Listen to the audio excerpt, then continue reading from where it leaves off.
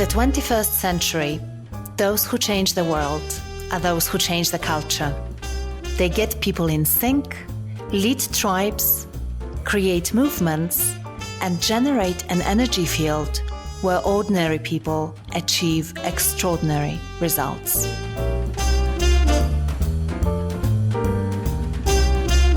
Creating culture really doesn't happen by accident.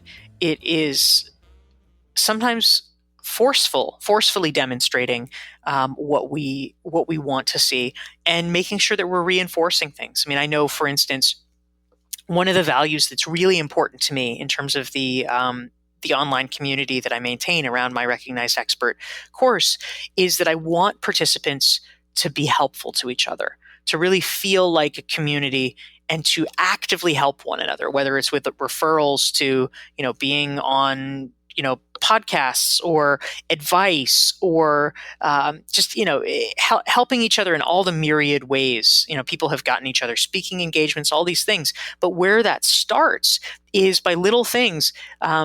So for instance, if someone in the Facebook group says, "Oh, congratulations to so-and-so, their article in Harvard Business Review was listed as the tip of the day," I will write a message and I will not just congratulate the person whose article was the tip of the day, I will congratulate the person who brought it to everyone's attention for their pro-social behavior, because that is the behavior that I especially want to praise, that I want people to understand that you'll be noticed and you'll be recognized for doing that, because that is what we are. We are a helpful community. And so understanding what we really want to optimize for and making sure that as leaders, our behavior is in line with that and is really actively pushing for that and endorsing that, I think is powerful.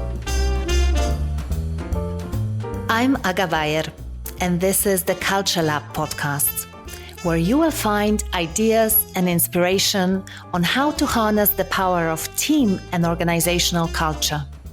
I talk to leadership thinkers, culture experts, entrepreneurs, and all sorts of movers and shakers, and together we explore the fascinating topic of culture, leadership, and personal growth. If you like what you hear, subscribe to the podcast on iTunes, or better yet, write a review on iTunes and share the podcast with your followers and friends on social media. For more, check out our archive at www.agabayer.com/podcast. Hello, and welcome to episode 67 of the CultureLab podcast. This episode is brought to you by the Culture Strategy Bootcamp, a 100-day virtual bootcamp that helps you create a thriving culture at scale. If you are a leader in a company that grows, and if you want to start turning your strategy and your culture into rocket fuel for meaningful growth, check this out. We are putting together the first cohort of founders and leaders who want to strengthen their culture building and strategy shaping muscles. Just this once, we offer a 50% discount in tuition fees. You can learn more about the bootcamp by typing this into your browser: bit.ly/culture-bootcamp. That's bit.ly/culture-bootcamp. And now, let me introduce my guest today, the amazing Dorie Clark. Dorie is a professor at the Duke University. She's also the author of Entrepreneurial You, Reinventing You, and Stand Out, and she's a former presidential campaign spokeswoman. The New York Times describes her as an expert at self-reinvention and helping others make changes in their lives. And honestly, I can't think of a better time to release this episode. We've had a crazy year, and our lives and our world have turned topsy-turvy, and it's never been more important, I think, to reinvent ourselves and our businesses than it is now. Dorie and I talk about the importance of turning reinvention into a habit, and she shares 3 really powerful habits that we can start cultivating in 2021 to help us future-proof our careers and our companies. So get comfortable and get ready to be blown away by Dorie's energy and her practical inspiration. Dorie, welcome to CultureLab. Thank you so much. I'm so happy to be here.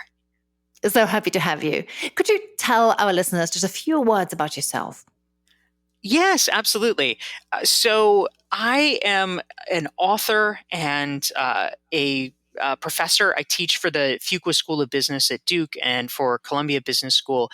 And what my work really focuses on is helping people and companies in an increasingly loud and noisy environment get their messages heard. And so I also speak and consult about that as well as writing books because I want the best ideas to be heard, not just the loudest voices.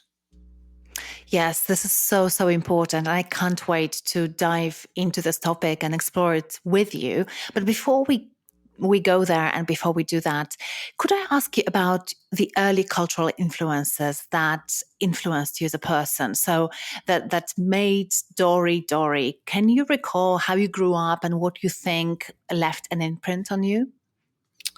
Well, I would say that the most salient personal cultural influence was that I grew up in a small town in North Carolina, and it's considered a very sort of desirable town in many ways. I guess even back then, although. Perhaps even more so now, it was a golf resort. So a lot of people wanted to retire there and go play golf there. But it was a tiny little town, and I was a kid and I did not like golf. And so I thought it was like the most horrible place to grow up. There's no culture whatsoever, and so all the things that I sort of take for granted now, living in cities, being able to get access to different cuisines of food, or being able to go see the theater or things like that, were just so impossibly hard to access there. And so I really wanted to get out as rapidly as I could. And so I think that probably the biggest impact was that I just had this sense of like, okay, I have to come up with a plan and I have to execute that plan because this is not where I want to be. Yeah, this is so funny because I grew up in a similar way because I grew up behind the Iron Curtain, actually, in the communist Poland. And so we were super isolated from the rest of the world. I think when you grow up in circumstances like that, there are two things that can happen. One of the two things happens. You either become super xenophobic and really closed off, or you are obsessed about getting out, just like you were. And you just go ahead and make it reality. So it seems that we both did, because you live in New York. I have moved around quite a bit as well. And it's so interesting to discover new cultures and different ways of thinking, isn't it? Yeah, absolutely. It's sort of my litmus test. Like, if a given place doesn't have Indian food available, I pretty much don't want to live there. I love Indian food too. I completely resonate with that. Um, so you really reinvented yourself multiple times in your life. And I also feel like you have almost like those parallel personas. And I want to do a quick fact check with you because our production manager, Lindsay, she found this about you. She told me that you are an award-winning journalist. Actually, I knew that. But she also told me that you directed the environmental documentary film, The Work of Thousand, and also that you were a producer for a multiple Grammy-winning jazz album. Is that I true? I did do those things. Yes. Wow, Yes, this is the rumors about me crazy. and Jennifer Aniston are not true, but the journalism and the documentary films, that is true. So you can believe some of what you read on the internet. Uh-huh. Wow, that's amazing. So you really live your message. And I have to ask you, what makes the ability to reinvent ourselves or even have those multiple personas so important today? Well, I think in many ways it's a question both of desire and of necessity, because for many people on the desire front, I think there's a lot of us who feel like we're interested in different things. We're folks who maybe are Renaissance people. You don't want to do the same thing over and over again. It's just boring. You want to keep learning and growing and having the opportunity to stretch yourself. So I think it's kind of a more exciting way to live your life if you can swing it. But also in many ways, it's increasingly becoming a necessity too. And for me, reinvention as a necessity really kind of was hammered home to me early on because we were talking a moment ago about my time in journalism. I was laid off from my very first job I ever had as a political journalist, very suddenly and ignominiously, as layoffs go, in the news industry. And I was forced to reinvent myself because I couldn't find another job in journalism. And so I think for many of us that are facing the disruption that is endemic to our current landscape, our current business landscape, we all can remember, these stores that we used to patronize are out of business. Digital disruption is affecting just about everything. Big firms that seemed so solid on the landscape are kind of disintegrating. And so the result is that we have to be nimble because we never really know when change is coming for us next. Mm-hmm. So, do you have any advice to our listeners on how they can proactively develop that ability to reinvent themselves when the time comes, when it's going to be necessary? But also, as you said, maybe to really fulfill some of their desires, like of doing different things, maybe having a side gig, following hobby, something that really interests them. What is important to keep in mind, and how do you start? Well, one of the things that I talk about in my book, Reinventing You, is the concept of what I call lowercase r reinvention versus capital R reinvention. And capital R reinvention is what most of us think about when we think about reinventing our careers. It feels kind of big and monumental and sometimes a little bit scary because it's, I have to completely change industries, or I have to, become a new person in order to do this. And sometimes, yes, that does happen. But one of the ways that we can make it far easier for ourselves and on ourselves is to embrace what I call lowercase r reinvention. And that is the small, subtle changes over time that might not take a lot of effort to do. They might seem much more manageable. But if we make it a habit, if we actually make reinvention a habit, then we are much better prepared so that we don't suddenly have to be faced with a really frightening, abrupt circumstance. I mean, it's kind of like the equivalent of if you go to the gym 3 or 4 times a week for a long time, and somebody suddenly forces you to run a marathon, it might not be easy, but you can probably do it. Whereas if you have not gone to the gym in 10 years and then suddenly you have to run a marathon, you are collapsing on the streets. You're writhing in pain. You can't do it. And I think similarly for a lot of us, there's often a sort of sense of complacency with our careers or our professional development. And if you haven't really taken the time to learn new things, to update your skills, to update your network and your contacts and your mindset, it really is like the out of shape person having to suddenly run a marathon in one day.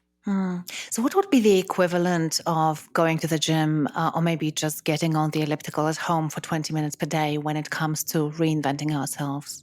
Well, in a professional context, there's a few different ways to look at it. One, certainly, which is a big one, is your network. I mean, there was a guy that I profiled in my book, Reinventing You, who I think was a great example of this. He told me that he had a kind of epiphany one day where he woke up and he realized, he had been working at the same company for a number of years, nearly a decade, and he said, "Oh my God, everyone I know works at this company." Like he was happy there. He wasn't, looking to change his job even then, but he just realized that over time, because he hadn't thought about it, because he hadn't pursued anything, just all his friends, all his network were at this company. And that was fine as long as it was working. But, lots of things are fine as long as they're working. I mean, if you live in a shack, that's fine until an earthquake hits, right? The issue is that you need something to protect you when the earthquake hits. And he realized that if something happened to his company, he would be in huge trouble because there would be no one to help him. Everyone else would be out of work too, and then in the same boat as him. And also his ideas, he realized, were kind of stagnating because he was in a bit of an echo chamber. And so he committed to doing something different, which I think is quite powerful. He decided that that once a week he would set up a breakfast meeting with someone very deliberately outside his company. Sort of he worked in tech, so in sort of the tech ecosystem. So sometimes he'd be meeting with people at other companies, or he'd be meeting with startup founders, or he'd be meeting with venture capitalists. But that was actually great because it built his network, didn't allow it to become stale, and he was hearing about new innovations, which in fact made him more valuable at work because he was able to come back to his bosses and say, "Oh my gosh, have you heard about this new technology? We really need to start looking into this. We need to get with a program." I love this idea. And I can only imagine that for some of our listeners, the question that comes up is, okay, but how do I reach out to these people? And, what do I say when I invite them to this breakfast meeting? So do you know what he did? And do you have any advice on how to do that? Yeah. I think oftentimes people make it more complicated than it is, right? I think we sometimes feel like, oh my God, people are going to think we're so weird for suggesting this. And I mean, of course, like if somebody invites you out, you don't think they're weird. It's either a welcome invitation because, oh my gosh, I've been wanting to get together with that person. Mm-hmm. Or, maybe it's, maybe you're just too busy or something like that. But I don't think anybody's like, wow, what a freak. They want to have coffee. Yeah. So I think it actually is much easier. So what I would say is if you want to embark upon this strategy, first of all, you start with the low-hanging fruit. You start with people that actually already are your friends that you legitimately would like to see. Mm-hmm. That it's been too long, and you know that if you reach out, they will be happy to hear from you, and you will be happy to spend the time with them.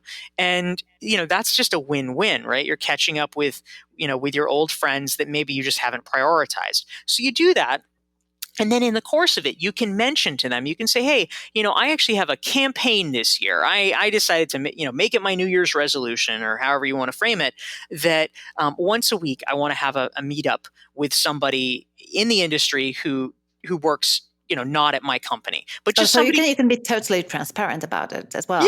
Yeah, absolutely. Yeah. You could just say, look, I want to get to know more people. I realize I'm sort of breathing my own fumes here. And I love meeting cool new folks. Who do you think I should meet? And you can ask your friends for suggestions, and they become the sort of warm leads, and then you could say, okay, well, friend, would you mind doing an intro? And so, they check with the other person, they do an e-intro. And if this friend of yours says, oh, you two should really meet, I think you'd have a lot in common. You both are really interested in this, and this. Well, that person is probably not going to say no to the invitation, and it helps you expand your network, and you might actually meet some really cool people in the process. I love this. And I know that it works because actually this is how I get new guests on the podcast. So I always ask each of my guests to recommend someone, and that's how I get connected to really amazing guests. So I can see how that can work also in my professional life. And so this is definitely going to be one of the habits that I will cultivate this year, having a breakfast or lunch or coffee once a week with someone new. So what would be another habit to kind of future-proof us in terms of our careers and help us reinvent ourselves? Well, another great one is just in terms of skills development and skills building, is making sure that we are actually staying up on the professional knowledge that we need. And so there's a lot of ways you can do it these days.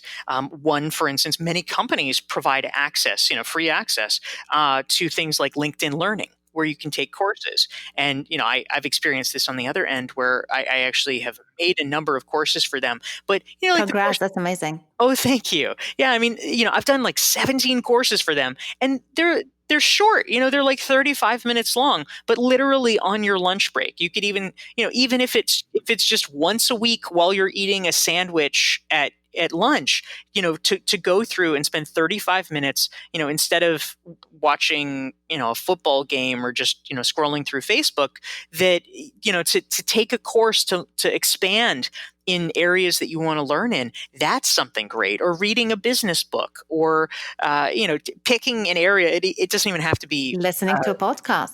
Listening to a podcast, exactly. Yeah. It could be learning a new skill. I mean, maybe there's a hobby that you really want to learn more about. Maybe it's jazz music, maybe it's documentary films. But taking the time to really immerse yourself in a thoughtful way rather than just consuming the content that kind of happens to come across your transom.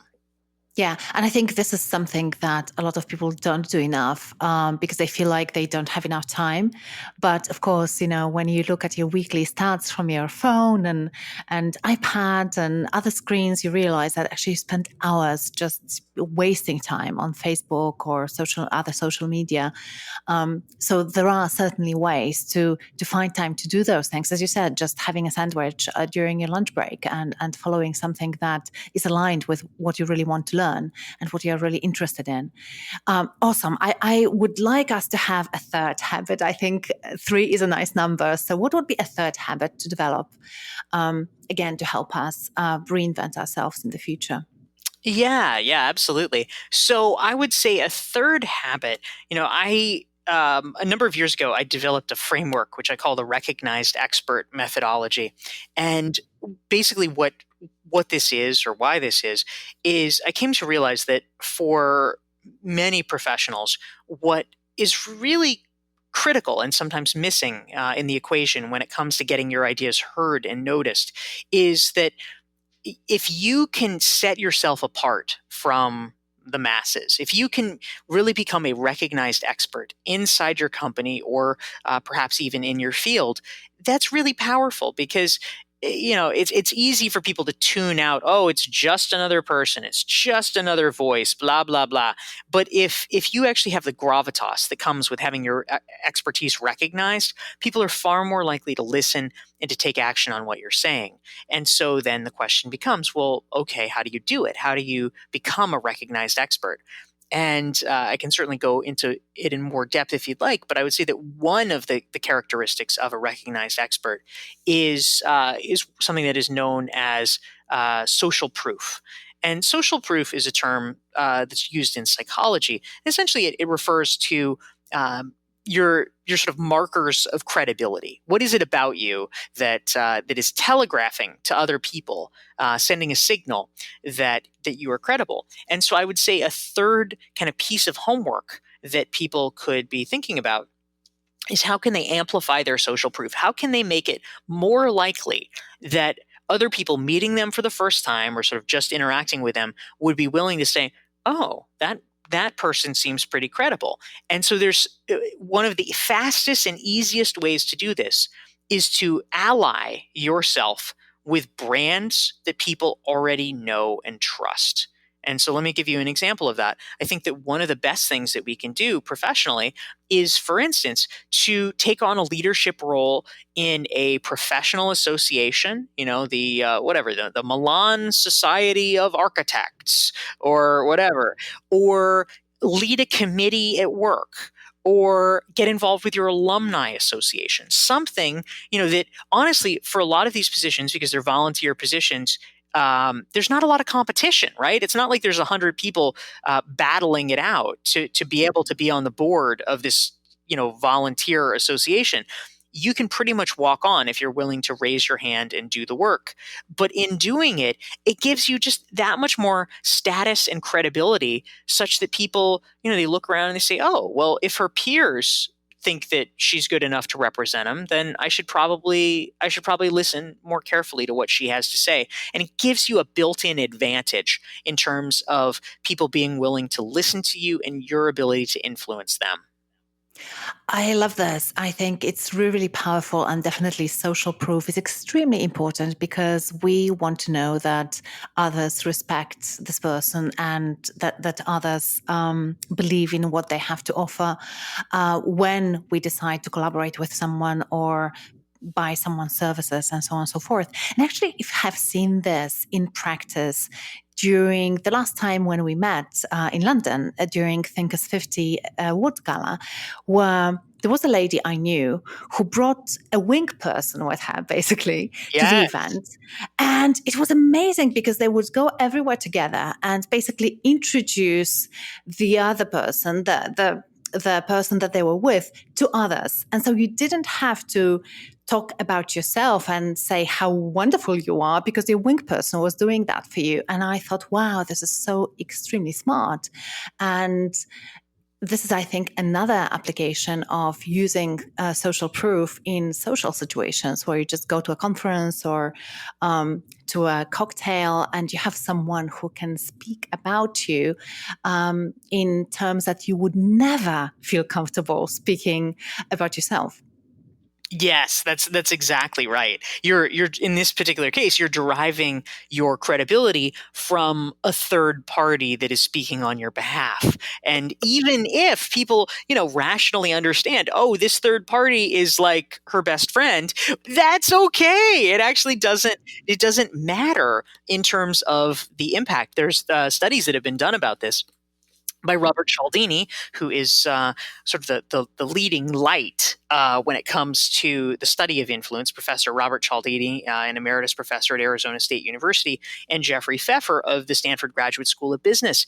And their studies showed that if you do, in fact, have a wingman or a wingwoman who is singing your praises, you will get dramatic benefits from it because they actually tested it. The impact of you saying those things about yourself, those like highly complimentary things, versus someone else.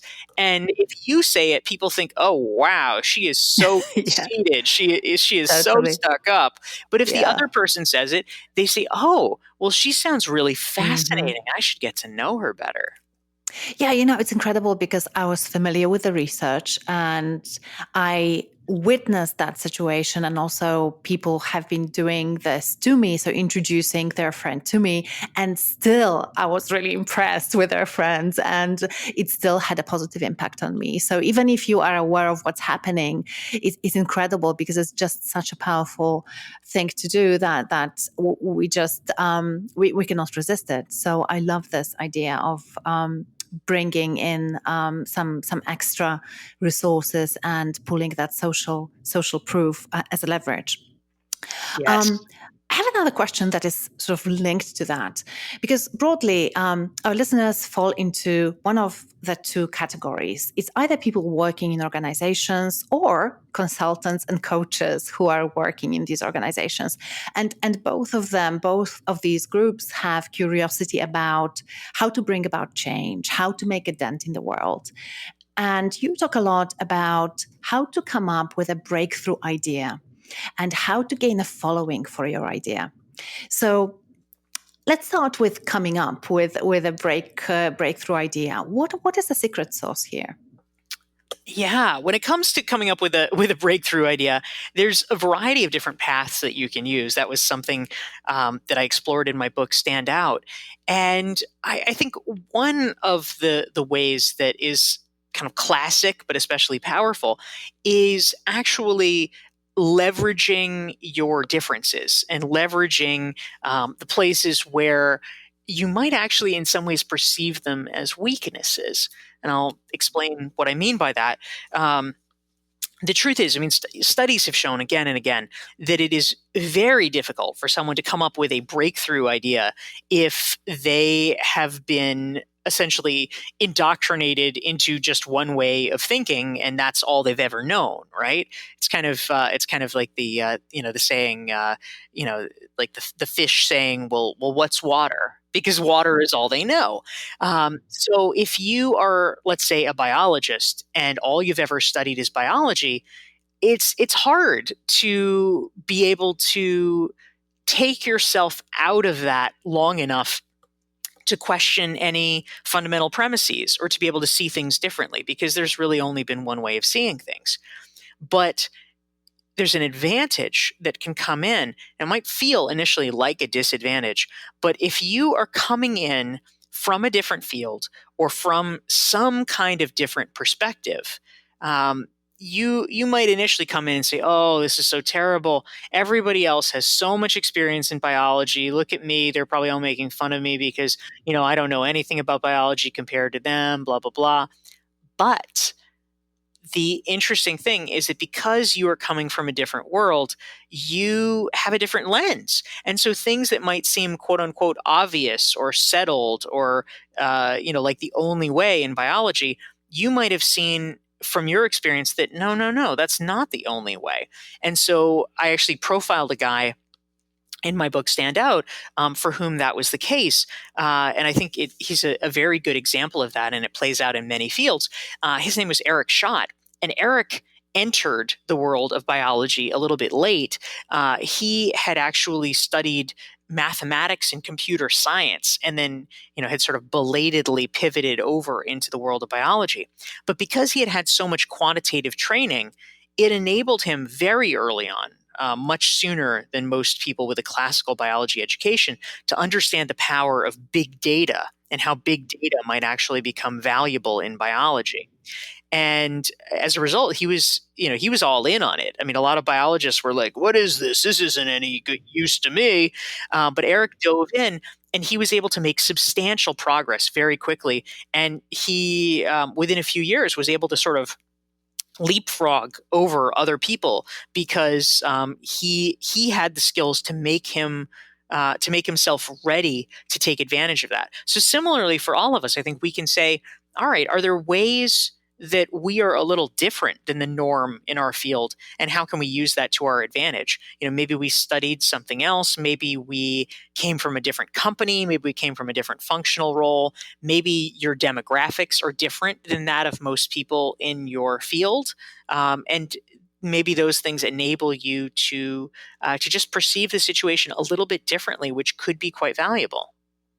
So I love that, because actually it's all about challenging ourselves not to try to fit in too hard, but on the contrary, really be ourselves, even accepting and embracing those parts of ourselves or our experience that initially we might perceive as an obstacle or something that just doesn't fit, and fitting out a little bit. Or standing out, as you say, so that that experience can, in a way, catapult us to a next level. Yes, exactly.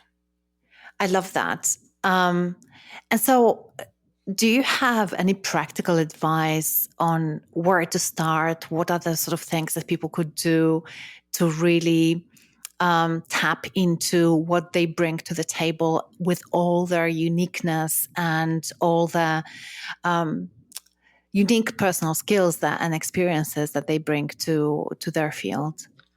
Yeah, absolutely. I will say, if people really want to go deep on this, I actually have a free resource that they can get. It is a 42-page Wow. self-assessment on this very topic. So if anyone wants to get it for free, We'll it's post a link in the show notes for sure. yeah, that's great. It's Yeah. DorieClark.com/join, JOIN, and they can get the standout self-assessment. But I will say briefly that, there's some key questions that you can ask yourself. I mean, for instance, one of the most important things is what is taken for granted in your field or in your company or in your situation that you actually, because of your background, might might have a different view on. Have you ever seen a different way of doing things? And if so, why do they do it that way in this situation and this other way in the other situation? Like, can you sort of reverse engineer the assumptions behind what they're doing? Because it may turn out that there are possibilities that haven't been considered. I mean, there's a story I wish I could remember where I read it, but it was about a woman who was cooking a turkey for Thanksgiving, which is, in the U.S. that's a tradition, not my tradition because I'm a vegetarian, but nonetheless.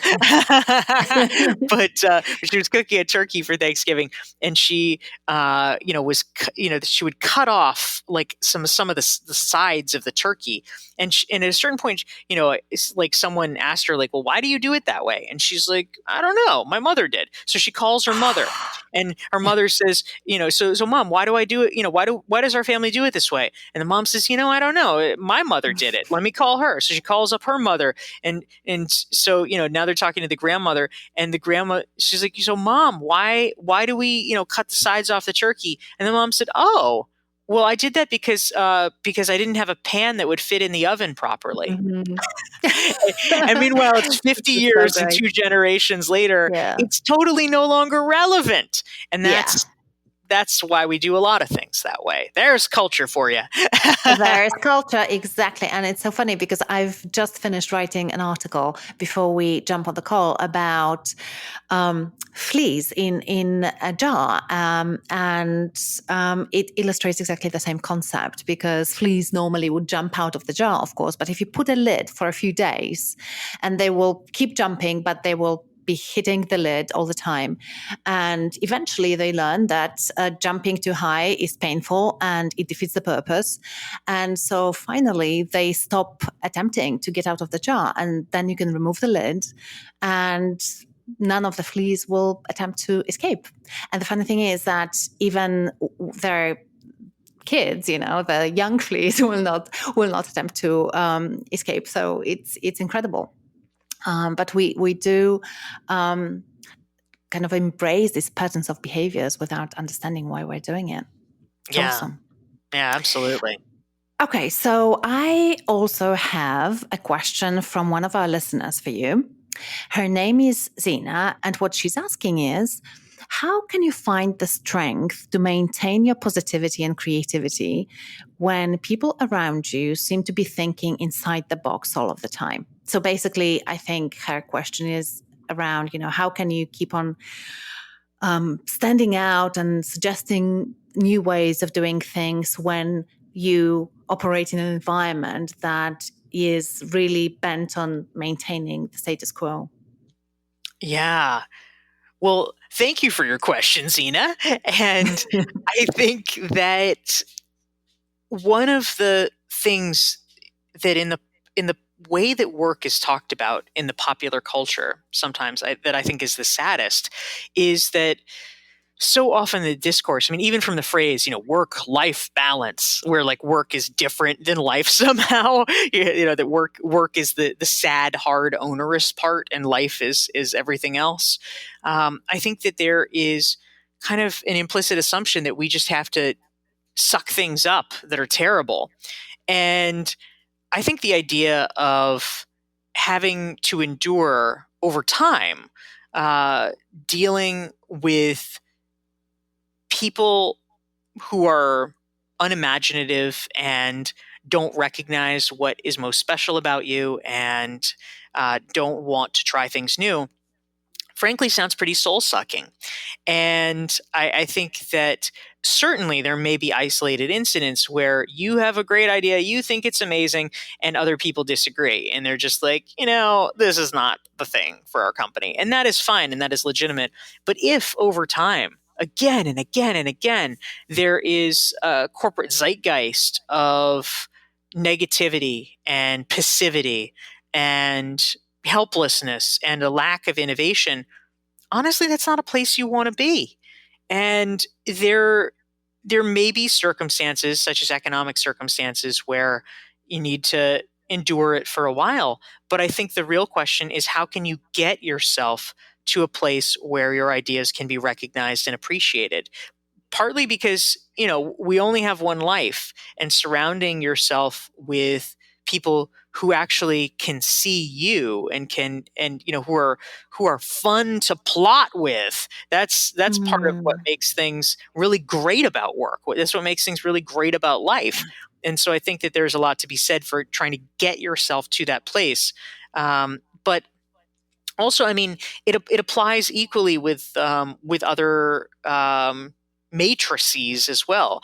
Jeffrey Pfeffer, who I was mentioning earlier, from the Graduate School of Business at Stanford, wrote a great book about a decade ago called Power: Why Some People Have It and Others Don't.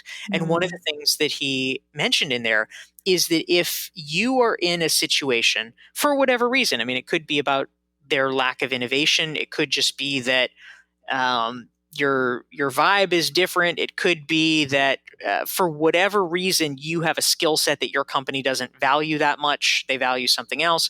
But he said, if you are a high performer in general, if you are good in general, and you are consistently being passed over or ignored, um, you need to get yourself somewhere else, because statistically, in a different circumstance, you are likely to be recognized. You are likely to be promoted.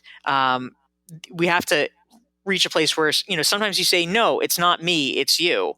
And it may actually just be the wrong kind of cultural fit as a company. Now, it's not to say we don't try and we don't persuade and make an effort for the company to shift things, because if you truly believe that what you're suggesting is valuable, is good, is in the best interest of the company, then you owe it to the company to help make that case, because it will be a win-win if they do embrace it.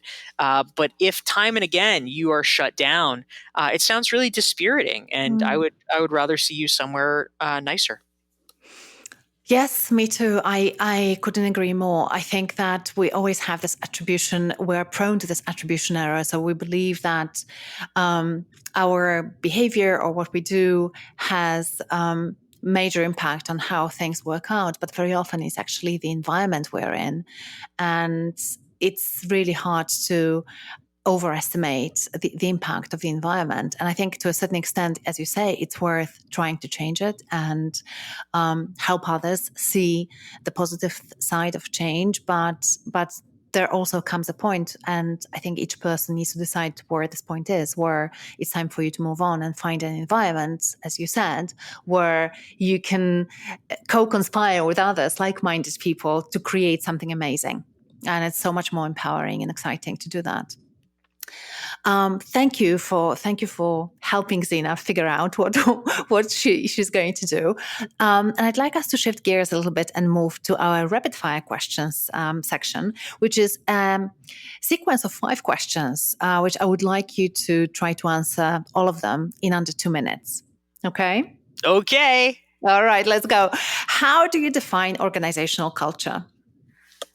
I define organizational culture as the habits and practices that the institution takes on, which replicate themselves almost irrespective of the people or the generation of the people that are present. It's sort of like, I think it's Winston Churchill that we create our buildings and then our buildings create us. And yes. Sort of, I think of it like that. I love it. And what are the signs that a company culture needs some work or perhaps even a major overhaul? I think it is the percentage of people who, in driving to work or however one gets to work on Monday morning, feel a sense of dread. I think that there's always going to be some people, a small number, because of whatever life circumstance or a bad fit personally, will be unhappy going to work. But if that number, frankly, is more than 10 or 15%, then I think there's a serious problem. You want the vast majority of your employees to feel actually happy and excited to be able to spend their week there. What company do you admire for their culture, and why? Well, one company that comes to mind. This is a small company, not a Fortune 500 company, but I helped a friend about a year and a half ago get a job working for a guy named Michael Port, who runs. He's an author. He has written a number of really good books. His most recent is called Steal the Show, and he runs a business called Heroic Public Speaking that's like a public speaking training company. And I helped a friend get a job there, and she was telling me just how much she loved working there. And apparently they took their staff out on for the holidays as the staff bonus. They took people out on a shopping spree, and people got to buy clothes and different things for themselves. Wow. And it sounded so fun and so sweet, and like a place where people were genuinely valued, Yeah. and so it really made me happy to see that and to hear You about know, that. I know Michael Port and Amy, and I've been to their headquarters last summer, and it is so true. I mean, they're amazing, and you can sense the culture everywhere. And one thing that really made a huge impression on me is that they have this motto, "We have your back." And so I was there as a client. So went to a course that they coach public speakers on speaking, basically. And you know, you walk into the bathroom and there's everything that you might possibly need, you know, like safety pins and deodorants and elastic bands for women for their hair. And you really sense that whatever they do, they really walk their talk. So, you know, having people's backs in every aspect of what they're doing. And it's also, as you say, a really fun culture and caring culture. So, yeah, I couldn't agree more. Oh, that's Um, wonderful. yeah. And so, next question is what books on culture or on leadership did you learn from? And which of them would you recommend our listeners read? Well, in terms of books on culture, one that I will suggest, this is maybe not directly about culture, but I think certainly indirectly helps create it, is a friend of mine, Michael Bungay Stanier. He lives in Canada, and he has a business called Box of Crayons, which teaches managers to be better coaches to their employees. And so if you think about being able to make change at scale, having managers be able to coach their employees more effectively is actually extremely powerful. I mean, you hear so often, there's always the saying, right, that people don't really leave their company, they leave their manager. And if we can just get a little bit better at that in terms of, helping provide guidance, helping to be a better sounding board, that makes a huge difference. So his book about that is called The Coaching Habit, and that's one that I might recommend. Absolutely. Stay curious longer, as Michael says. Yes. Yeah, I love it. So, finally, what is one thing that our listeners can do tomorrow to build their own culture lab and start cultivating a culture that will help them and their teams to bring their vision to life? Well, I think that one of the principles that I try to follow in creating a culture around the work that I do, especially, for instance, when I'm running masterminds, whether it's a year-long mastermind, which I do, or a weekend retreat, or even the culture in the online community that I run for people in my Recognized Expert course. I think a mistake that people make is that sometimes they are too passive in terms of what they feel like they are able to do or they should be doing. People hesitate sometimes to really intervene because they think, oh, well, it'll take care of itself, or I don't want to be too aggressive, or I don't want to be so much the leader. And it really doesn't work. Like, if you want to lead, you need to claim what it means to lead. And so that means demonstrating to people what values are expected and how we do things here. And by doing that, people don't get mad. They actually really appreciate it, because as the participant, they're certainly not going to do it. And it just leads to a power vacuum if you don't.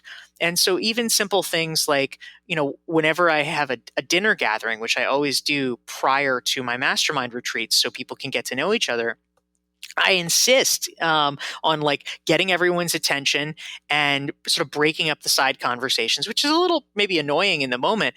But I'm like, guys, we need to introduce ourselves and go around and introduce ourselves so that everyone knows who's here. And at the end, they actually really appreciate it because it is useful to know who is there. But it would never happen if you just let the conversations unfold, because no one else is going to Yeah. be harnessing people together. But it needs to be done, and it needs to be done by you.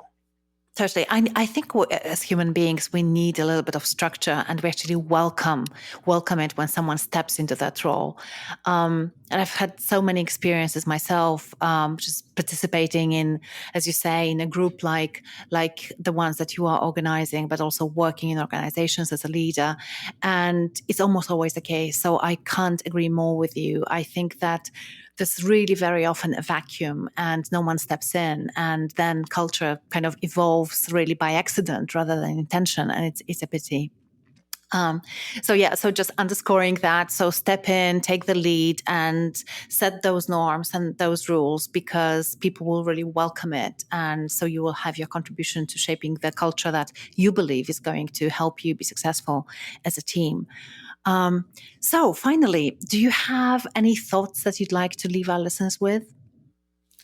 Well, I think we have touched on it just now, that creating culture really doesn't happen by accident.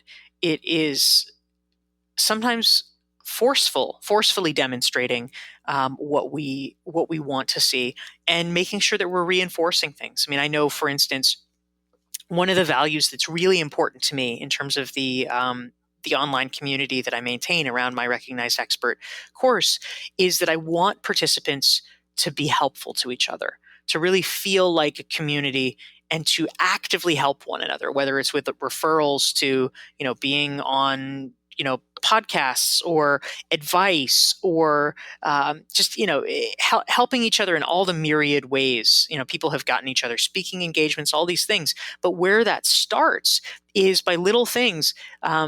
So, for instance, if someone in the Facebook group says, "Oh, congratulations to so-and-so, their article in Harvard Business Review was listed as the tip of the day," I will write a message, and I will not just congratulate the person whose article was the tip of the day. I will congratulate the person who brought it to everyone's attention for their pro-social behavior, because that is the behavior that I especially want to praise, that I want people to understand that you'll be noticed and you'll be recognized for doing that, because that is what we are. We are a helpful community. And so understanding what we really want to optimize for, and making sure that as leaders, our behavior is in line with that, and is really actively pushing for that and endorsing that, I think is powerful. I can't think of a better way to end our conversation. Thank you, Dorie. And if our listeners, which I'm sure actually is not an if, but when our listeners want to learn more about you and your work, where should they go to? Thank you very much. So I have actually more than 500 free articles on my website that I've written for places like Forbes and the Harvard Business Review. That's at DorieClark.com. And we mentioned before the 42-page standout self-assessment, if people really wanted to dive into the questions about how do you create your own breakthrough idea and build a following around that. And that's at DorieClark.com/join, JOIN. Awesome. Last question, Dorie. Who would you recommend as an amazing guest on this podcast? Someone who has something interesting to say about culture? Well, if you have not nabbed him yet, our friend Michael Bungay-Stanier actually has a new book coming out in just about a month from our recording date. So he would be someone that I think would be very worth talking about. His book is The Advice Trap. Totally. I've had him already, but maybe we should have him again because of the new book. And by the way, Michael and I have the same publisher, so it's super exciting to see him publish another book with Page Two. So shout out to them as well. Oh, that's great. Yeah, he's great. I love him and I love the work that he's doing. And yeah, thanks for the tip. Actually, we might re-invite him to have him talk about the advice trap. Dorie, thank you so much for being here. So many interesting insights and takeaways for me. I hope that we get a chance to speak again soon, maybe on the podcast as well. And in the meantime, enjoy your day. Thank you so much. It's great speaking with you. I'm Aga Bayer, the creator and host of the CultureLab podcast, and this is the CultureLab team. Production Manager, Lindsay Nunez. Art Director, Emily Spencer. Aaron Scott, Content Editor. Sound Producer, James Eade, Be Heard.